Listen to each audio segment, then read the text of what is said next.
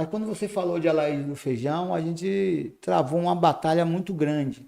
Aliás, não só com Alaíde do Feijão, a gente travou batalhas no Nordeste de Amaralina, né, quando um major queria determinar o que a população tinha que fazer do ponto de vista do carnaval, do forró da sucupira, e, lógico, você sempre teve ao nosso lado.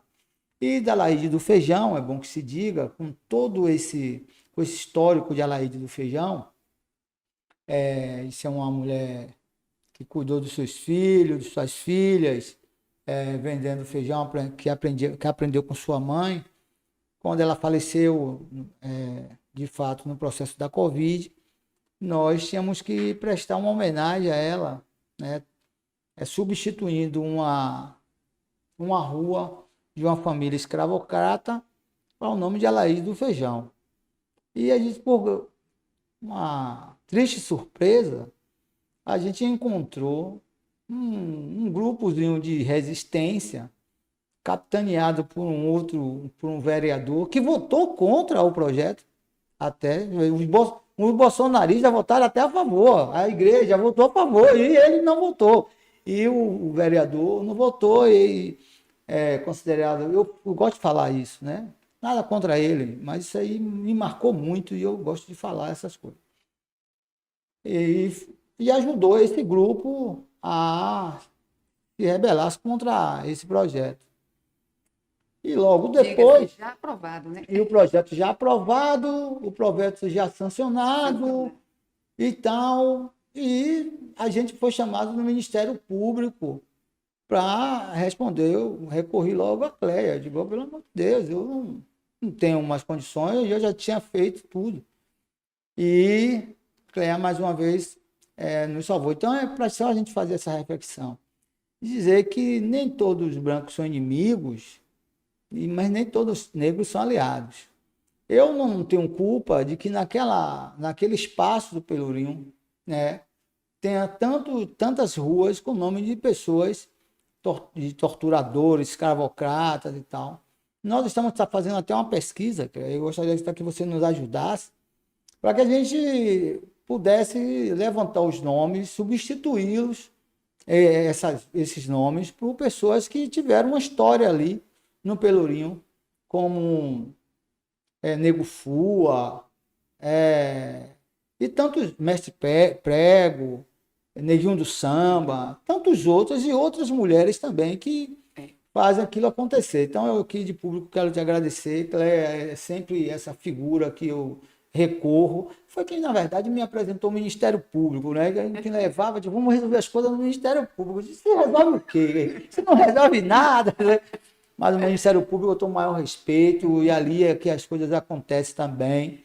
Então nós resolvemos isso e eu acho que para as pessoas entenderem que o parlamento não é só beijinho e abraços, é disputa de poder, é disputa de espaço, né? Então é muito importante a gente pontuar isso. Hoje tem o nome de Alaíde do Feijão no Pelourinho, porque nós tivemos coragem de ter um vereador na Câmara de Salvador e peitou, junto com os seus parceiros e parceiras, essa revolução. E podemos fazer muito mais. Né? Então, isso é importante a gente pontuar. E eu quero dizer uma coisa assim, para ver tudo que a gente aprende na vida não se joga fora nunca, né?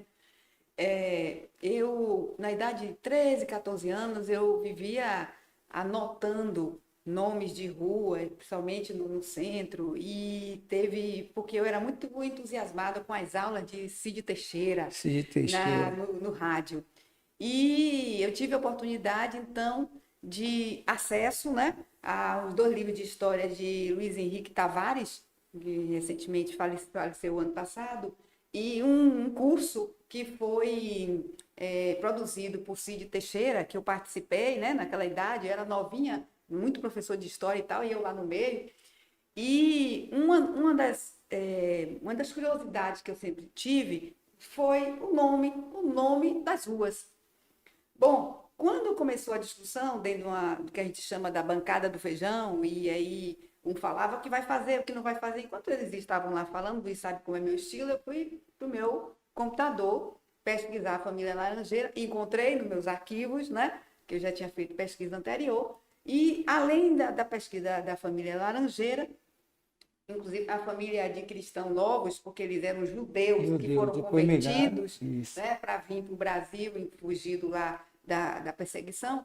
Então, eu articulei a peça, chamei a bancada, conversei até inclusive com a atual secretária da CEPROM, antes não era secretária ainda, e aí disse assim, olha, o nosso caminho é justamente apresentar um contra-requerimento para o Ministério Público e a gente escolhe aí qual é o colega que vai para a representação. Ah, você não, eu não preciso ir, já fiz minha parte. Está aqui pronto, entreguei e assim aconteceu. Os 2 colegas foram apresentar a contrapartida e quando chegou lá, a representante do Ministério Público tomou um susto. Por quê?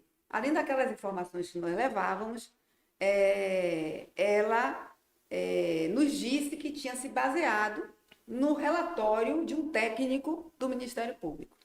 Nada mais, nada menos, um homem branco, de família de elite, e que, claro, você como técnico é capaz de fazer um parecer para um lado ou para o outro, a depender da sua posição. Por mais que se busque imparcialidade, claro, cada um tem a sua própria formação.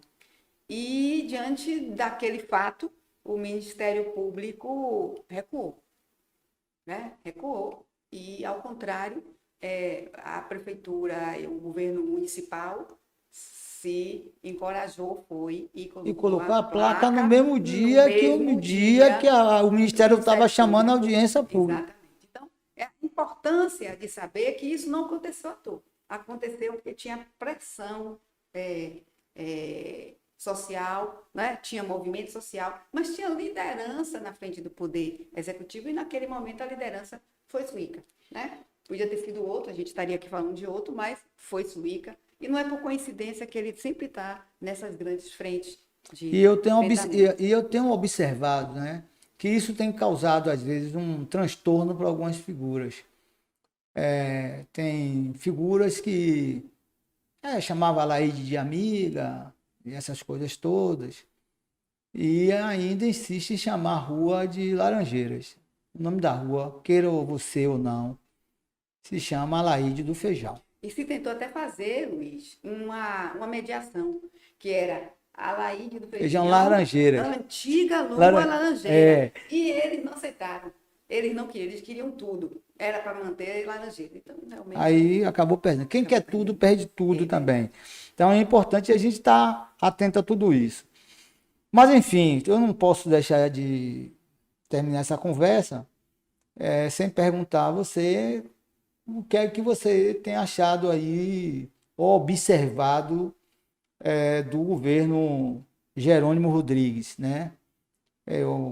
Quem dizia que o homem era desconhecido, aquela coisa toda, era o pior secretário de educação, porque ser secretário de educação não é brincadeira. Ou ser secretário de qualquer pasta que cuide de gente de verdade não é brincadeira. Eu acho que, do ponto de vista da educação, eu acho que a gente precisa melhorar, e esse é um desafio para Jerônimo mesmo, melhorar. Mas ele está aí, né? Eu tive a oportunidade de conversar com o senador Jacques Wagner, está muito entusiasmado com Jerônimo, com o voo dele aí, tem dado uma personalidade, tem dado cara realmente ao governo. Né? Teve muita gente que pensou, não, porque o Rui vai mandar, que Wagner vai mandar. Ele está tocando a vida dele. Você tem me acompanhado nas redes, sabe que eu tenho ido em todas as agendas que é possíveis com ele. Fui agora no lançamento da BID. Eu estou feliz com isso, você sabe que eu sempre provoquei. Com a BID, né? E ele nos reconhece pelo nome, ele chama a gente pelo nome, isso para mim é maravilhoso. Faz questão, então isso é importante para a gente. Mas eu queria ouvir realmente a sua opinião em relação a ele e ao futuro desse. A primeira coisa, que diz assim, que de vez em quando eu faço algumas previsões que dão certo, ou se dão erradas, mas algumas dão certo. Quando ele bateu 3%, eu disse, ele é governador. Mas é governador, vamos trabalhar que ele é governador. Eu conheci o governador Jerônimo lá na secretaria, na pauta de terra, na agricultura familiar, com o grupo todo, com o Wilson, com o Geandro, e conheci, enquanto procuradora, trabalhando, fazendo a minha parte. E a gente percebia como era uma equipe motivada muito pelo respeito, pela observação de quem é o outro, não é? Então, eu tenho um exemplo recente que ele reativou a presença do governador, que antes o período do governador anterior foi todo com representação, mas ele reativou a presença do governador na mudança de capital lá para a Cachoeira, que para mim é um dos fenômenos históricos mais fantásticos dessa Bahia. E Então estava ele fazendo falta, reativou, né? estava fazendo falta, ele levou todo o secretariado, ele teve a distinção de se dirigir a cada um dos secretários, pedir que eles se apresentassem à população, um a um, e na rua ele parou para falar com todas as pessoas, principalmente aquelas figuras históricas de Cachoeira. Então, ele tem esse traço humano, esse perfil que já facilita demais. Ele vai enfrentar grandes debates, porque a sociedade civil precisa levar as pautas, ele precisa ouvi-las, né? Nós temos questões aqui na Bahia gravíssimas. Nós estamos enfrentando um retrocesso em relação às comunidades quilombolas que foram abandonadas. Hoje, eu digo assim, é aquela história de você reconhecer o território e depois você criar uma estrutura que nega o território. E vou dizer porque eu estou dizendo isso. Eu fui averiguar, eu trouxe denúncia por escrito, eu apresentei no CDCN, que é o Conselho de Desenvolvimento das Comunidades Negras, então eu não estou falando algo de ouvir falar, eu fui averiguar. E hoje nós temos quase todas as comunidades, principalmente as mais importantes, as que foram as linhas de frente na construção da pauta das comunidades quilombolas, enfrentando a questão dos conglomerados de energia. Então, uns estão enfrentando a energia eólica no seu território, outros estão enfrentando a energia elétrica, outros estão enfrentando barragens e mineração. Então, eu vim com uma tristeza muito grande lá da comunidade de Vazante, que a comunidade foi deslocada sob a alegação de uma barragem, que nunca vai dar certo a barragem, mas na verdade porque tem uma mineradora. Então são questões gravíssimas que vai precisar do pulso da decisão política Da do governador liderança. e da liderança dele. Pegaram Vazante, colocaram numa cidadezinha organizada, sem terra para plantar, numa comunidade que parece um mini Alfa, né? Alphaville, e meses depois passaram com o chamamento com um órgão público chamando para eles assinarem documentos individuais de propriedade. Então, assim, essa é a maneira de desnaturar um território coletivo. Aqui no Recôncavo estão enfrentando a questão da energia, cujas as redes de transmissão estão passando em cima das comunidades. Já acabou com Cambuta, uma área de mais de quilômetros de área verde, de mangue. Então, assim, Jerônimo, além de enfrentar as questões de habitação, de saneamento e tantas outras demandas, vai precisar enfrentar para a gente não descaracterizar uma luta que foi uma luta do primeiro momento do governo Lula, desde 2003. Tá? Então, assim, mas eu tenho muita confiança. Tem um secretariado dos que eu conheço mais proximamente, que estão esse secretariado está envolvido com as pautas e está buscando trabalhar. Ele quer o secretário dele na rua, conversando e ouvindo. Então, é preciso apenas a gente saber como a gente vai financiar a nossa política, né? As políticas públicas, Ele porque o orçamento tem. está curto. Eu fui na posse dos conselheiros da juventude aqui e ele estava lá. Disse que o Conselho da Juventude terá recurso mas é preciso que a juventude se movimente e procure os secretários para definir cada pauta. Então, aí é uma tarefa, eu confio muito no coordenador lá, um jovem, Nivaldo. Tenho me aproximado muito e trabalhei junto para que Bruno Monteiro virasse secretário de Cultura, e aqui no bicentenário da Independência, ele fez um negócio muito bacana, simples, mas lindo ali no Pelourinho, com todos os movimentos culturais ali, muito bom, eu gostei.